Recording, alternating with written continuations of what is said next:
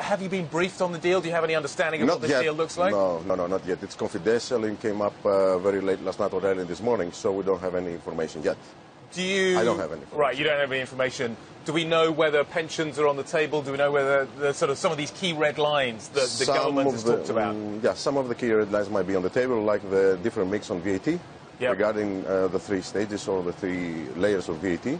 And regarding the pensions, they're going to be on the table, but I don't think that is going to be on the table, the increased VAT on the electricity bill. Right. This is a red line.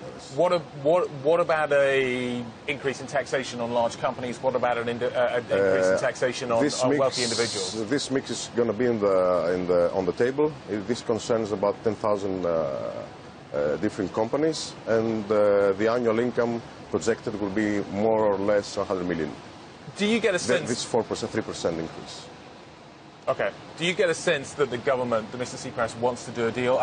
Clearly he is going to Brussels to try and do a deal. How many red lines still remain? How much is kind of open for discussion, do you think? There's a lot open for discussion, but I think our government is clearly on the mood to reach a final deal today or in the days to come.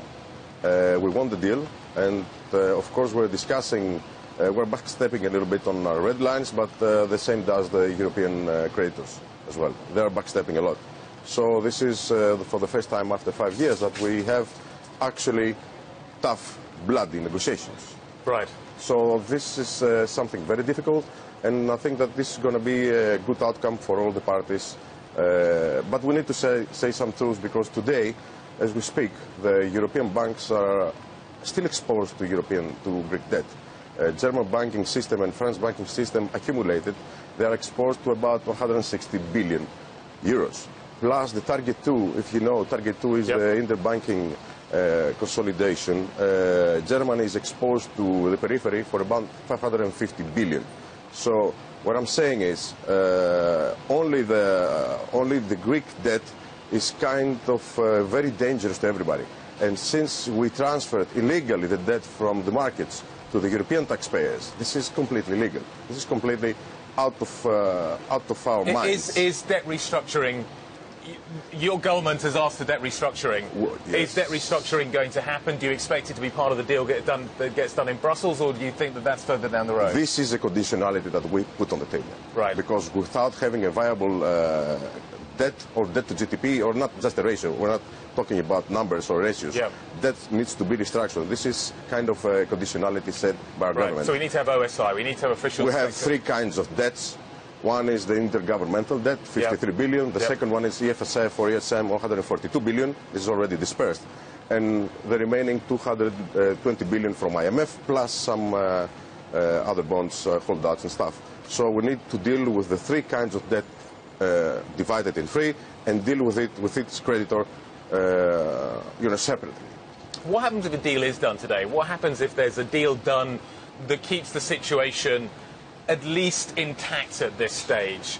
Is Greece going to need further debt restructuring further down the road? Are we going to see a third bailout package? Give us the more long-term story if we get through today. It will depend on the debt restructuring, because the financial needs for a country like Greece is more or less predictable, because we're not out on the market. So we changed our borrowing, and we owe money to the official, to the Europeans and the IMF. So all we have to do is to find money to repay the new creditors.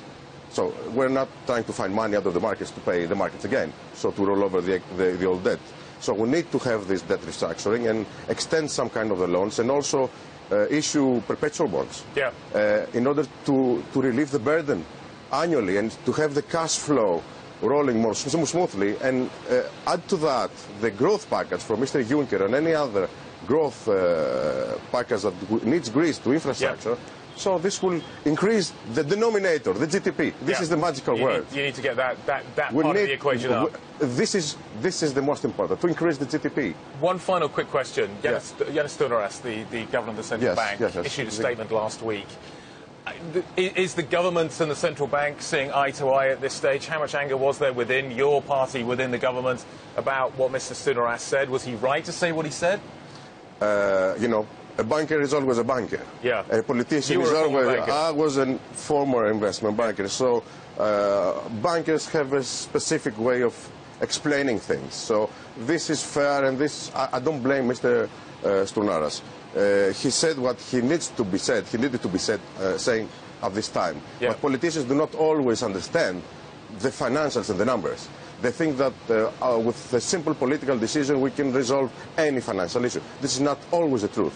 It is kind of a truth in Europe, because now the money that, not the money, the funds that were transferred to Greece, there were 80% of those was either bonds or government guarantees. They were never cash.